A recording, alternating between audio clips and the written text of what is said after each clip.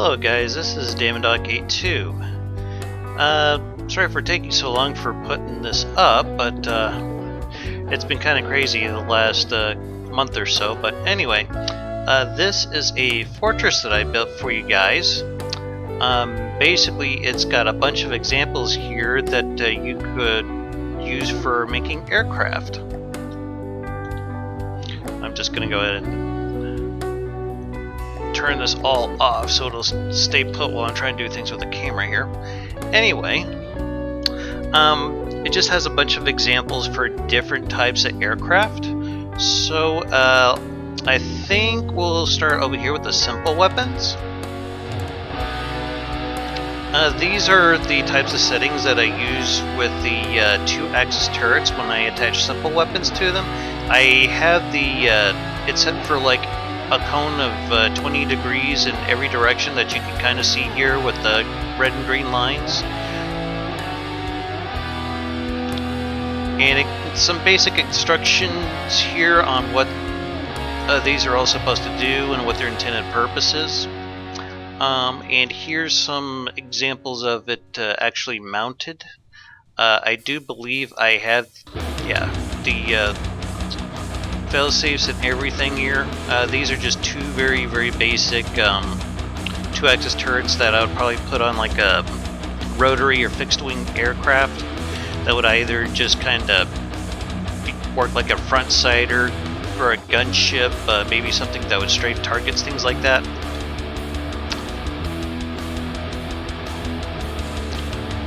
And here just a very simple description of what their intended purpose is.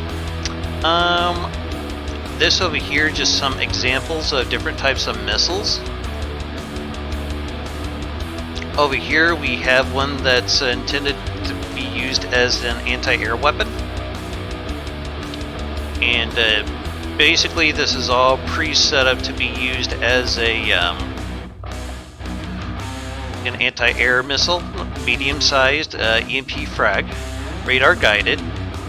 These will probably work just fine with radar guidance, infrared guidance, or probably the single pixel IR seeker. This is pretty much the same thing as this missile over here, just in a smaller form. Now, usually I like to use the smaller missiles for fighters because they have a lot more agility than the medium ones. Basically, how I have these missiles configured is they have a very high APN guidance gain, and another good thing about these missiles is since for like every meter of length you have like 4 modules that you can customize. So I think this makes it a very worthwhile thing. But these are just mostly to help with it tracking very fast, very nimble aircraft, especially this turning thruster that's going to be in the nose. That's going to make it turn extremely fast and make this a very effective missile. And also, you can just kind of copy and paste all these settings, and these should work just a pretty good all-around anti-air missiles.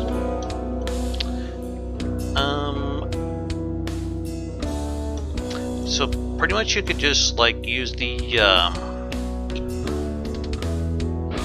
prefab tool just to kind of copy and paste this onto aircraft if you want. One thing I should note though, with using explosives on missiles, it can be kind of a pain in the neck because a lot of times the explosives, when they detonate against the target, it has the potential of throwing all the subsequent missiles afterwards off course.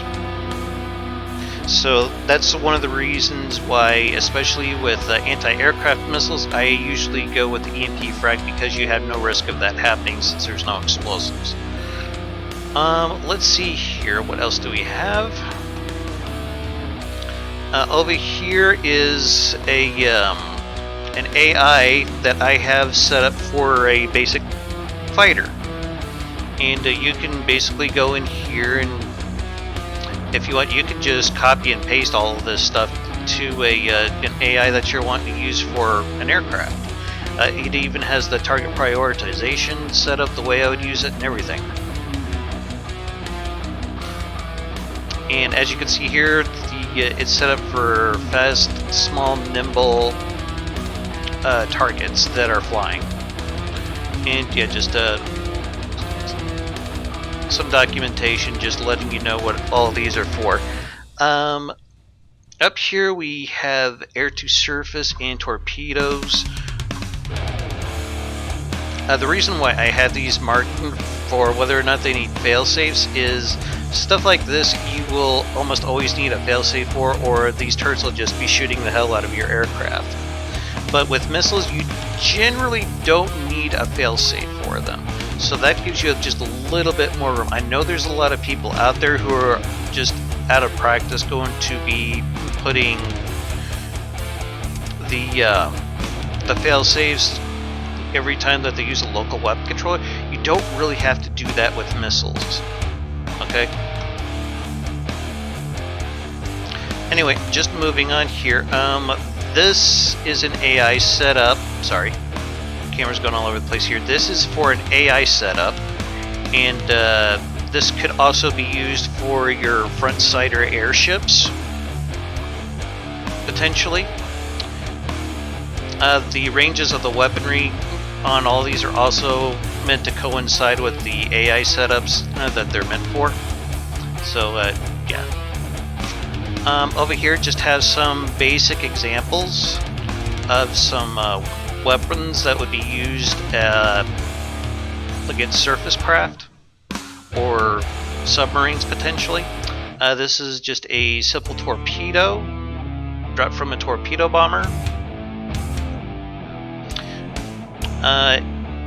Now with torpedoes, depending on what you want them to do, it could be potentially very beneficial that you have the ballast tank. The ballast tank gives you the ability to hit targets that are under the water. If you do not have the ballast tank, your torpedo is just going to skip along the surface, and it's never going to be very effective against things like submarines or other submerged vehicles. So these are very, very important. And this, you would just have this dropped from a torpedo bomber. Probably would do pretty well. Potentially you probably could put a thumper head on this and just max out the speed of the torpedo and just have it dumbfire. And it'll probably do okay if you can get it going really fast at a very close range, so that's something you may want to consider. Next is a type of missile that I like to use for slow-moving or stationary targets, and I've actually used this on several craft already. Basically, it is a dumbfire frag with thumper heads. The one turn is basically about all you need to give this thing a sense of direction that it really needs. And the thing with these type of missiles is you want to try to go with a short-range thruster, because the thumper head, it gets the most damage from a very, very high velocity, and the best way you're going to get that is with a short-range thruster. Consequently, though, of course, since it's a short-range thruster, you need to get in very close for this to be effective. Usually when your aircraft is doing a dive on its target, kind of like I've done with the Way of Vikings or the Night Witches. You might be able to get away without these fins. I haven't really tested it very much without them, but to be honest, I kind of left them on there because, for the most part, I kind of like how it looks. They kind of remind me of missiles that are underslung on, like, maybe an Apache gunship or something like that. And over here we have some just very general purpose missiles. You could launch this from virtually about anything and they would do fairly well. Just fragmentation, EMP frag. Again, it's just something that you could probably launch off of a helicopter, or hell, you can even probably vertically launch these and they would do just fine. So yeah, just a very general purpose type of missile that probably do best in a helicopter, where you just be constantly maintaining distance and just be throwing just endless swarms of these at your targets. Over here we have, well, it's essentially kind of a cruise missile.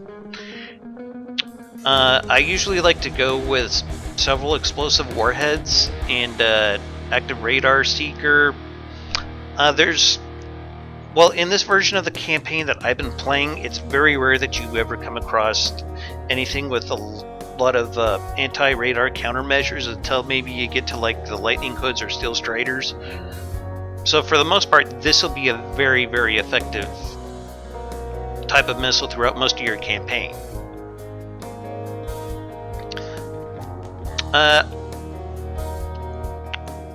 Usually though, I like to go with about 5 explosive warheads. Also remember, I'm playing in a previous version of From the Depths, so stuff like this HE damage, that could be something entirely different in the version that you're playing in. So don't rely on these statistics that are showing up here 100%. I'm just trying to give you guys examples of stuff that you can use. And again, you could probably just kind of copy and paste these. You might want to make sure that you go into these local weapon controllers and setting the proper distances,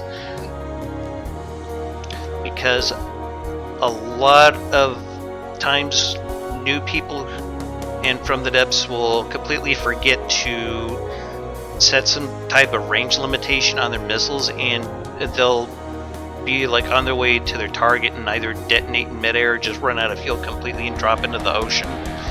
Yeah, so that just becomes a huge waste of ammo and quite possibly resources if you're using a lot of ammunition processors. So moving on here, we have some examples here for bombers, and there are 2 main types of bombers that I've dealt with mostly From the Depths. You have your level diving, level flying and dive bombing. Right here we have the different types of AI setups for it, and just some documentation here on what all I've tried to do here. So level flying, basically what that implies is that your craft is going to be staying at a very level altitude throughout the duration of its bombing run, and is going to try to drop their payload from basically the same distance every time. Now with your diving type, you're telling the aircraft that you want it to come in very close to your target and release its payload, then fly off. Kind of like a Stuka dive bomber would do back in World War II. So let's have a look at some of these examples here. First here we just have some small launchers here. These are very, very good for all kinds of applications. Basically it's an EMP frag, and I've even thrown up the magnet for mines here because it, like I was saying before, with these small missiles you have a lot more room for customization, and it's also got the AP in here. Now what makes the magnet so useful though is even if the bomb misses its target, then hopefully the magnet will still drag it to whatever it's intended to kill. So yeah, that's something that you guys might need to want to try playing with there. Again, it has the APN guidance. It's just excellent for all types of bombing. If you have the APN guidance, then you don't have to worry about things like adding fuel or a thruster, and that's something that you could potentially dedicate more room to either guidance system or like adding more warheads. So yeah, it's trying to use these in a bomb type configuration like this can be very beneficial. And if you have a particularly fast aircraft, you can just launch like entire clouds of these, and they'll just do tremendous amounts of damage to whatever they happen to be targeted at. Anyway, I also have these just a kind of brief description of what these are intended to do.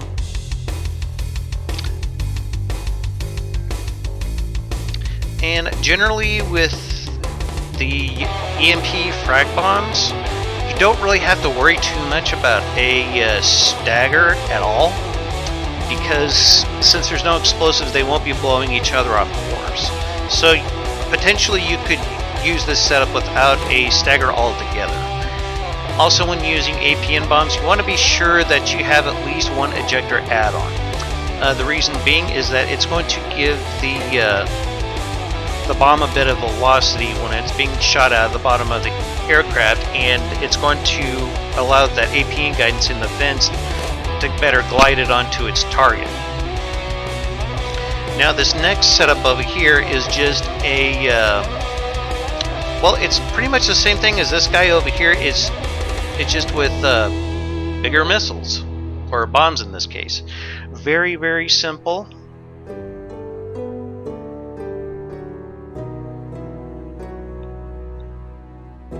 Just going to let you guys look over that real quick. In this case, I went ahead and added the explosive warheads. I think with this type of setup, it'll probably do okay because the explosive damage will be so small they might not blow each other off target. But it is something that you want to be aware of. So then that way, only like maybe a handful of bombs miss and the rest of them get blown off target from the resulting explosion. Also, another nice thing about the APN guidance, you can have this set up for several different types of purposes here. You can have it for fuel, reinforcement to make it more resistant to lambs. You can also use it for high explosives, or even, or you can have it dedicated to EMP damage. So very, very handy if you have some internal space. Usually that happens when you use an APN guidance or a target prediction guidance.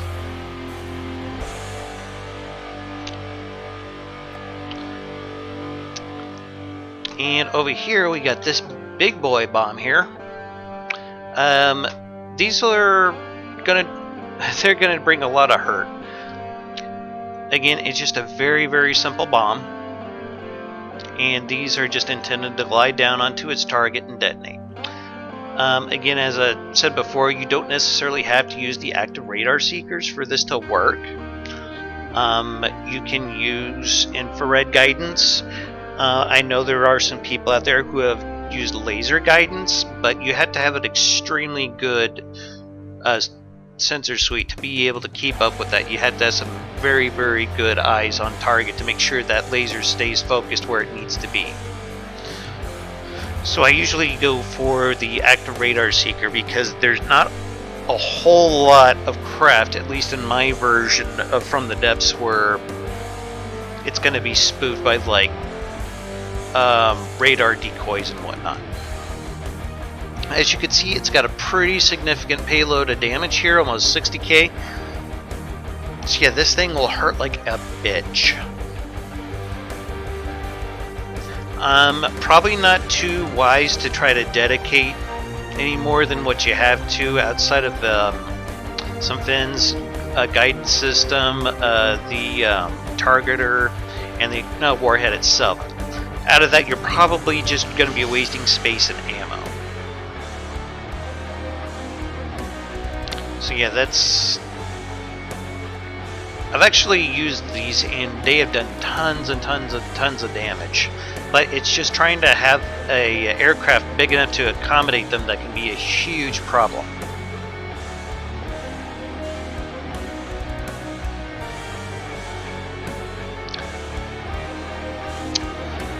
Also, I cannot stress this enough, always remember your friend or foe. Okay? There is no reason why you should never have a friend or foe on just about anything except maybe mines, and that would be about it. And lastly here, we have a bit of a cram setup. Now, I don't know if this will work with dev test because cram has been reworked entirely, but again, this is just kind of give you guys an example of what these would look like, and you could potentially probably use a lot of these. These can be kind of tricky because you have to get that local weapon controller at least a block or two away from the firing piece. And with this type of setup, it can be kind of hard to do. And you definitely want to failsafe on this because, especially with these 2,000mm bomb chutes, you have a pretty good chance of wrecking whatever aircraft it's attached to. I've had this happen to me on numerous occasions. It is not fun. Also, just some tips with the local weapon controller. I know I was telling you guys about ranges earlier, and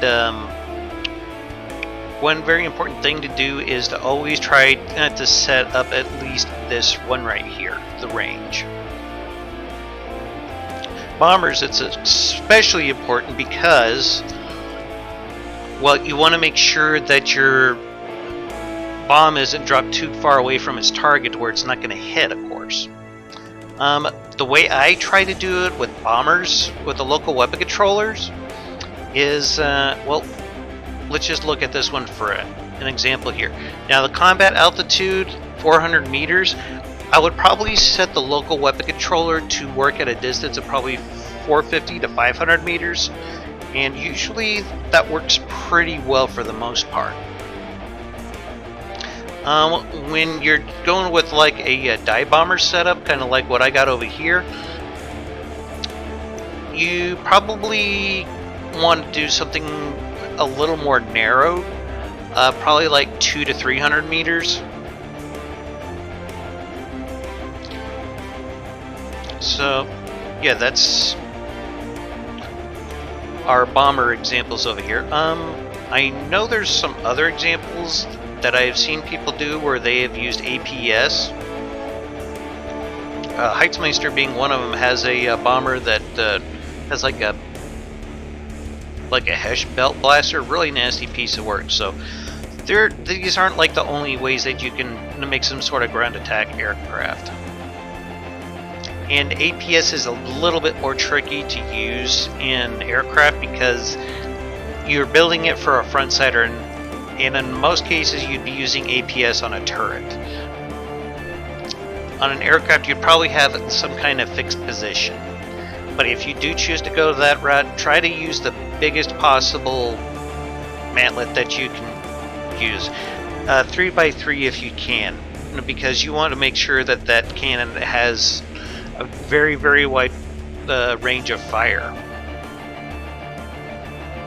Also, believe it or not, even though in theory you shouldn't have to worry about recoil, recoil can be very, very bad, especially if you're using an aircraft that has like a very rapid fire weapon, because it'll throw the aim of the subsequent shots off, cause you a little bit more grief than you're probably wanting to deal with. So anyway, moving on here, I have some examples of how you would set up a some controllers here. Now, this one right here is how you would set it up for missiles and torpedoes, and I usually go with, like I mentioned over here, with this 2-axis turret is like 20 degrees to the left and right and up and down, as you can see here.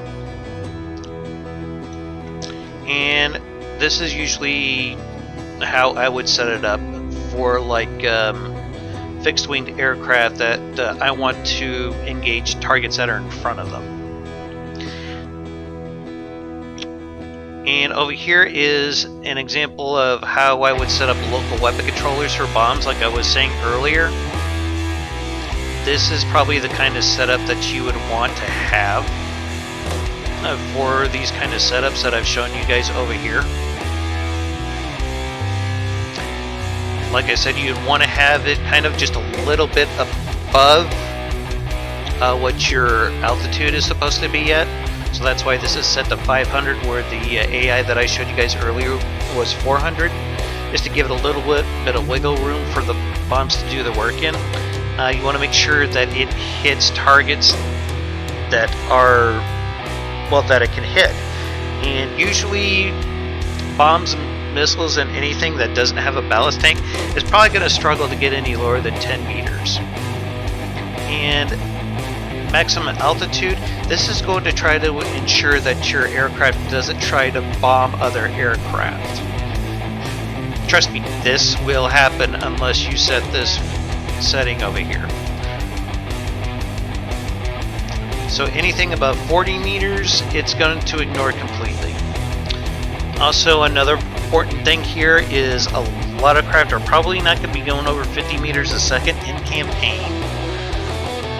So this will help your bombs to be fired at targets that are going to be more slower or stationary, that they're more likely to catch up to and hit.